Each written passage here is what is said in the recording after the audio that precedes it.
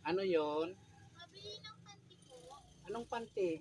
Sabi ni mama dito daw ako bibili ng panty. Eh, grocery ito, iha. Walang nagtitinda ng panty dito. Bakit? Anong ginagawa ni mama mo? Maliligo daw po siya. Maliligo daw siya? Eh, bakit wala bang extrang panty? Sige na po pabili ng panty. Sandali. Baka maliligo ka mo, baka pantin shampoo yung hinahanap niya. Ay, oo nga pala po. Sabi mo kasi, panty. Eh, hindi kami nagtitinda ng panty. Pantin shampoo siguro. Eh, ito, yung pantin shampoo. Pantin shampoo.